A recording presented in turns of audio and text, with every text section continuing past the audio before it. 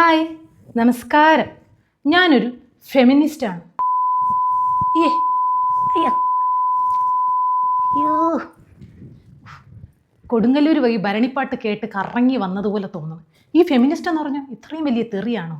എന്നാ ഇപ്പോഴാണ് വീണിടം വിദ്യയാക്കുന്നവൾ നിങ്ങളുടെ സ്വന്തം വിദ്യ.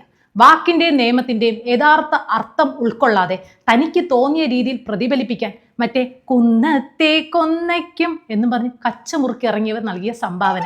ഇപ്പം ഈ ഫെമിനിസ്റ്റ് കുലസ്ത്രീ എന്നൊക്കെ പറഞ്ഞാൽ മൊട്ടം തെറിയാണ്. അടുക്കളയിൽ നിന്ന് അരങ്ങത്തേക്ക് എന്ന് വാദിച്ച് അരങ്ങത്ത് തന്നെ പായ വിരിച്ചിട്ട് കിടന്നുറങ്ങിയാൽ മതിയോ? ഇടയ്ക്ക് അടുക്കളയിലോട്ട് തിരിച്ചു പോയി ആ മാറാല പിടിച്ചതിനെയൊക്കെ ഒന്ന് മാറ്റണ്ടേ? ഞാൻ കണ്ടതിൽ വെച്ച് ഏറ്റവും വലിയ ഫെമിനിസ്റ്റ് എൻ്റെ ഓമനമ്മയാണ്. എല്ലാവർക്കും ഉരുള ഉരുട്ടി കൊടുക്കുമ്പോൾ ആനയ്ക്ക് കൊടുക്കുന്ന പോലെ ഒരു ചെറിയ ഉരുള സ്വന്തം വായിലോട്ടും പാകിസ്ഥാനിൽ ബോംബെറിയുന്ന അതേ ലാഘവത്തോടെ ഓമനമ്മ ഇട്ടിരിക്കും. ഞായറാഴ്ച അണ്ണാച്ചിയുടെ നിന്ന് പാത്രം കടം വാങ്ങിയിട്ട് അടുത്ത 3 ഞായറാഴ്ച ഈ വീട്ടിൽ ആളില്ലാന്ന് എന്നെക്കൊണ്ട് എന്നെ ഓമനമ്മ പറയിപ്പിച്ചിരിക്കും. പരീക്ഷയ്ക്ക് പഠിച്ചതൊന്നും വന്നില്ലെങ്കിൽ പഠിച്ചത് സന്ധ്യയ്ക്ക് ചൊല്ലണ രാമനാമമെങ്കിലും എഴുതി വെച്ച് പേപ്പർ നിറയ്ക്കണമെന്നും പേപ്പർ നോക്കണം മാഷിന് മനക്ലേശമൊന്നും വരരുതെന്നും അതുവഴി ഗുരുശാപം മാഞ്ചു വയ്ക്കരുതെന്നും എൻ്റെ ഓമനമ്മ ഉറപ്പിച്ചിരിക്കും. ചേട്ടൻ അടി കൊടുത്ത തുല്യതയ്ക്ക് വേണ്ടി മാത്രം വെറുതെ പല്ലി കുത്തിക്കൊണ്ടിരിക്കണം എനിക്കും ഓമനമ്മ തന്നിരിക്കും. അടുത്തൂടെ ഏതെങ്കിലും ബംഗാളി ഹിന്ദി പാട്ടും പാടിപ്പോയാൽ ഇവ എൻ്റെ അച്ഛൻ വിളിച്ചതാണെന്ന് വിചാരിച്ച് സ്പോട്ടിൽ തന്നെ അവൻ്റെ പിതാമഹന്മാരെ സ്മരിപ്പിച്ചിരിക്കും. ഇനി മീനൊക്കെ വറുത്തൊന്ന് കോരി എടുക്കുമ്പം നല്ല കഷ്ണം നോക്കി 2 എണ്ണം എൻ്റെ പെണ്ണിന് എൻ്റെ അമ്മൂമ്മയുടെ മരുമോക്ക് 2 പാത്രത്തിലടച്ച് ഉറിയിൽ കൊണ്ടുവച്ച് പൂച്ച കാവൽ നിൽക്കുന്ന പോലെ എൻ്റെ ഓമനമ്മ നിന്നിരിക്കും. അല്ലാതെ പണ്ട് ചെയ്യേണ്ട സമയത്തൊന്നും ചെയ്യാതെ പ്രതികരിക്കേണ്ട സമയത്തൊന്നും പ്രതികരിക്കാതെ ഇപ്പം കണ്ണി കണ്ടവരടുത്ത് മൊത്തം കലിപ്പ് തീർക്കാനോ അല്ലെങ്കിൽ ഒന്ന് ഫേമസ് ആവാൻ വേണ്ടിയിട്ട് എന്തു കുഞ്ചാളിത്തരം കാണിച്ചു കൂട്ടുന്നവരല്ല ഫെമിനിസ്റ്റ്. ഈ തോറ്റ കാര്യം ചോദിക്കുമ്പോൾ ചില നേതാക്കൾ കൊളോണിക്കലായിട്ട് പറഞ്ഞ അന്താരാഷ്ട്ര ഇടപെടലുകളുടെയും റാഡിക്കലിൻ്റെ കടന്നുകയറ്റവും കാരണം അന്തർധാര സജീവമാകാത്തതുകൊണ്ടാണെന്ന് പറയാറില്ലേ? അപ്പം നമ്മളൊരു 5-6 കിളിയൊക്കെ ഇങ്ങനെ പറന്നു പോകില്ലേ? അതുപോലെയാണ് ചില ഫെമിനിസത്തിനെ ഡിഫൈൻ ചെയ്യണത്. ഇതൊരു ഗ്ലോബൽ പാട്രിയോട്ടിക് സബ് കണ്ടെയ്ൻറ്റിൻ്റെ കൊളാബ് കൊണ്ടുണ്ടാകുന്ന സെക്കൻഡറി തിയറി ഓഫ് ആക്ഷനാണ്. ഇത് നമ്മൾ വച്ച് പുലർത്താൻ പാടില്ല. എല്ലാം മനസ്സിലായ? പഠിപ്പിച്ചാൻ വിട്ടപ്പം പഠിച്ചണം. മനസ്സിലായില്ലെങ്കിൽ അങ്ങ് മനസ്സിലായി എന്നങ്ങ് പറഞ്ഞു. ഇല്ലെങ്കിൽ ഇവളുമാർ പറഞ്ഞളയും നമ്മളൊന്നും സ്ത്രീകളല്ല. ഇവരുടെ ഇൻ്റർവ്യൂ കൊണ്ട് അങ്ങ് തൊലി ഉരിഞ്ഞ് സ്പിരിറ്റ് കയറി അങ്ങനെ ഇരിക്കുമ്പോൾ ഉണ്ടല്ലോ വെച്ചി കെട്ടിയോ വന്നിട്ട് പറയും എടി ഒരു ചായ ഇടുന്നു. ഇത് പാട്രിയോട്ടിക് സബ് കണ്ടെയ്ൻറ്റിൻ്റെ അടിച്ചമർത്തലല്ലേ? അടുക്കളയ്ക്കില്ലേ ഗ്യാസിനോ പാത്രത്തിനോ തേയിലപ്പൊടിക്കോ ഒക്കെ അറിയാമോ ഇത് ഫെമിനിസ്റ്റാണ്, ഇത് മെയിൽ ഷോവനിസ്റ്റ് ആണെന്ന്? ആര് ചായ ഉണ്ടാക്കിയാലും ചായ ഉണ്ടാവും. അല്ല പിന്നെ ഒരു ചേച്ചി രാവിലെ വന്നിരുന്നു സ്വന്തം കാര്യമോ സ്വന്തം കുടുംബത്തിൻ്റെ കാര്യമോ നോക്കാൻ സമയമില്ലാതെ നമുക്ക് വേണ്ടി തൊണ്ടയിലെ വെള്ളം വറ്റിച്ച് അങ്ങ് ഇൻ്റർവ്യൂ കൊടുക്കണ്. അത് കേൾക്കാൻ സമ്മതിക്കണില്ല. അത് പറഞ്ഞപ്പോൾ ഉടനെ പറയാണ് നീ ഇന്നലെ ആമസോണിൽ നിന്ന് ഓർഡർ ചെയ്ത് വരുത്തിയ സാരിക്കുള്ള കാശ് ഈ പാട്രിയോട്ടിക് സബ് കണ്ടെയ്നിങ് പാടുപെട്ട് ഉണ്ടാക്കിയതാണ്.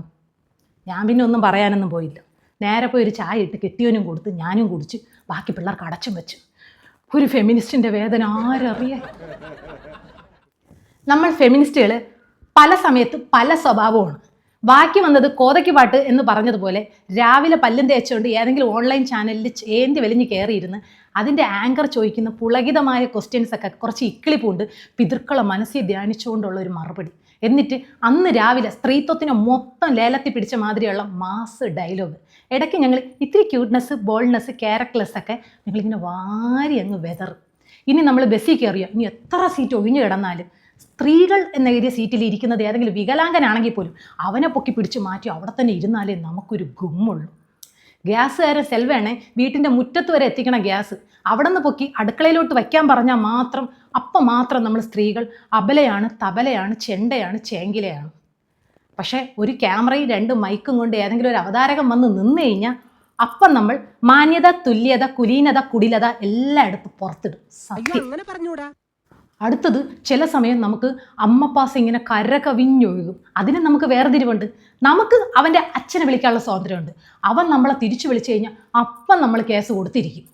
സണ്ണി ലിയോൺ ചേച്ചിക്ക് വേണ്ടിയിട്ട് മീറ്ററിന് 28 രൂപ 30 പൈസയുള്ള കർട്ടൻ തുണി വാങ്ങി സ്വന്തം കൈകൊണ്ട് ഒരു 10 നൈറ്റ് തച്ച് ചേച്ചിയുടെ അഡ്രസ്സിലേക്ക് കൊറിയർ ചെയ്യും. എന്നിട്ട് അടുത്ത ഒരാഴ്ച ചേച്ചിയുടെ ഇൻസ്റ്റാ പേജ് ഇങ്ങനെ നോക്കിക്കൊണ്ടിരിക്കും. എൻ്റെ നൈറ്റ് ഇടുന്നുണ്ടോ. ഒരാഴ്ച കഴിഞ്ഞിട്ടും ആ നൈറ്റിയുടെ ഫോട്ടോ വന്നില്ലെങ്കിൽ പിന്നെ നമ്മൾ സണ്ണി ചേച്ചിയുടെ അപ്പൂപ്പനെയും അമ്മൂമ്മനെയും കൊച്ചച്ഛനെയും കുഞ്ഞമ്മയും വല്യപ്പനെയും അമ്മാവനെയും അമ്മായിയൊക്കെ എടുത്തൊരു തലമുറയ്ക്ക് മ്ലേച്ഛമായിട്ട് പ്രതികരിക്കും. മാന്യമായിട്ട് നമ്മൾ സംസാരിക്കില്ല. ഇത് നമുക്ക് കുശുമ്പോ കുന്നായ്മയോ കുതികാൽ വെട്ടോ ഒന്നും കൊണ്ടല്ല, ഉള്ളി അമ്മ പാസം. ഇനി നമ്മുടെ വീഡിയോ എടുത്ത് ആരെങ്കിലും റിയാക്ഷൻ വീഡിയോ ചെയ്താൽ ജെമിനി ചേച്ചി അതിനുള്ള ലോ പോയിന്റൊക്കെ നമ്മളെ പഠിപ്പിച്ചിട്ടുണ്ട്. ഈ വ്യക്തി സ്വാതന്ത്ര്യം, അഭിപ്രായ സ്വാതന്ത്ര്യം, ഭാഷാ സ്വാതന്ത്ര്യം ഒക്കെ മറ്റുള്ളവരുടെ വസ്ത്ര സ്വാതന്ത്ര്യത്തിൻ്റെ മേലെ നിൽക്കും. അതൊരു പ്രത്യേകതരം പീനൽ കോഡാണ്. ജെമിനി വഴി LLB എടുത്തവർക്ക് മാത്രമേ മനസ്സിലാവുള്ളൂ. എന്നാൽ നമ്മളിൽ ചിലർ ഈ പീഡിപ്പിക്കപ്പെട്ടവർക്ക് തന്നെ വേർതിരിവ് കാണിക്കും. അതിൽ ഇത്തിരി പേരും പ്രശസ്തിയും ഇത്തിരി നാലാൾ അറിയുന്നവരാരെങ്കിലും ആണ് പീഡിപ്പിക്കപ്പെട്ടെന്ന് അറിയണമെങ്കിൽ നമ്മൾ അപ്പോൾ ഉടനെ തന്നെ ചങ്കും പറിച്ച് കൊടിയും കെട്ടി ഹാഷ്ടാഗ് ഇട്ട് പച്ചയും മുറുക്കി അങ്ങോട്ട് ഒന്നൊന്നര ഇറക്കം അങ്ങോട്ട് ഇറങ്ങും. പക്ഷേ ഈ പീഡിപ്പിക്കപ്പെട്ടവർക്ക് വരെ അവരൊരു 10 വർഷം കഴിഞ്ഞു അല്ലെങ്കിൽ 17ാമത്തെ തവണ പീഡിപ്പിക്കപ്പെടുമ്പോൾ മാത്രമേ പീഡിപ്പിക്കപ്പെട്ടു എന്നേ അറിയുള്ളൂ. അതുവരെ അവർ അക്കുത്തിക്ക് താന വരമ്പി കളിക്കുകയായിരുന്നു എന്നാണ് തോന്നുന്നത്. ഇതിപ്പോൾ പീഡിപ്പിക്കപ്പെട്ടത് ഒരു സാധാരണക്കാരൻ്റെ മോളെയോ ഒരു സാധാരണക്കാരിയോ തൊട്ടടുത്ത അയൽക്കാരിയോ ഒക്കെ ആണെങ്കിൽ നമുക്ക് ഇടപെടാനുള്ള സമയമില്ല. നമുക്കന്ന് വേൾഡ് കപ്പിൻ്റെ ഫൈനൽ കാണണം, ഇല്ലെങ്കിൽ അതിൻ്റെ പിറ്റേന്ന് നമ്മുടെ മഹിളാ സമാജത്തിൻ്റെ 63ാം വാർഷികത്തിൻ്റെ കൊടി പൊക്കാൻ പോകണം ഞങ്ങൾക്ക്. ചില സമയത്ത് ഞങ്ങൾ ഫെമിനിസ്റ്റുകൾ വിക്ടിം കാർഡ് ഇറക്കും. ഈ വിര തര പര കര അത് ഞങ്ങൾക്ക് സേഫ് മോഡാണ്. ഞങ്ങൾ എന്തൊക്കെ തോന്നിയവാസം കാണിച്ചിട്ടെന്നറിയോ ഈ സമൂഹത്തിനൊരു സന്ദേശം കൊടുക്കുന്നത്. പിന്നെ ഇതുകൊണ്ടുള്ള ആകെ ഒരു പ്രോബ്ലം എന്ന് പറഞ്ഞാൽ സത്യസന്ധമായിട്ട് ഏതെങ്കിലും സ്ത്രീകൾക്ക് പീഡിപ്പിക്കപ്പെട്ടാൽ അതും കൂടെ ഞങ്ങൾ പൊളിച്ചങ്ങ് കയ്യിൽ കൊടുക്കും. സാധാരണ സ്ത്രീകൾക്ക് പീഡിപ്പിക്കപ്പെട്ട് കഴിഞ്ഞാൽ പേടി, ദേഷ്യം, വിഷമമൊക്കെ അല്ലേ വരുന്നത്. ഞങ്ങൾ അപ്പോഴും ഞങ്ങളുടെ മനക്കരുത്ത് കൊണ്ട് തെളിവ് ശേഖരിക്കും. എന്നിട്ട് നേരെ സോഷ്യൽ മീഡിയയിൽ കൊണ്ടുവന്ന് പോസ്റ്റ് ചെയ്യും. ഇത് കാരണം ആർക്കെങ്കിലും എന്തെങ്കിലും സംഭവിച്ചാലോ ഇനി അയാൾ സൂയിസൈഡ് ചെയ്താലും നെവർ മൈൻഡ്. എൻ്റെ ഫെമിനിസ്റ്റ് മുത്തശ്ശി പറഞ്ഞിട്ടുണ്ട്, പെണ്ണെ നീ തീയാവുക എന്നിട്ട് ചുറ്റുമുള്ളതിന് അത്രയും കത്തിച്ചങ്ങ് വിടുക. ഏതാണ്ട് ഒരു കണ്ണകി സ്റ്റൈല്. മറ്റേ മധുര കണ്ണകിയല്ല, കുന്നംകുളം കണ്ണകി.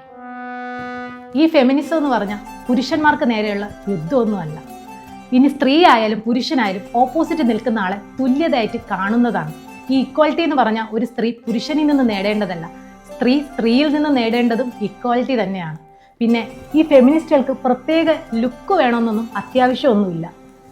നൈറ്റിയുടെ പുറത്ത് ഒരു ഷോൾ ഇട്ട് കുടുംബശ്രീയിൽ ചെന്നിരുന്ന അവിടുത്തെ ചേച്ചിമാരുടെ ലോണിന് വേണ്ടി ഓടി നടക്കുന്ന കുടുംബശ്രീ പ്രസിഡന്റ് വിമല ചേച്ചിയും ഒരു ഫെമിനിസ്റ്റാണ്. അവകാശങ്ങളോടൊപ്പം ഉത്തരവാദിത്വവും തുല്യമായി കൊണ്ടുപോകുന്നവരാണ് ഫെമിനിസ്റ്റ്. അപ്പോൾ ഈ ഫെമിനിസ്റ്റ് എന്ന വാക്കിനല്ല കുഴപ്പം, അത് കൈകാര്യം ചെയ്യുന്ന തെറ്റായ രീതിക്കാണ്. ഇപ്പോൾ മനസ്സിലായില്ലേ? Thank you.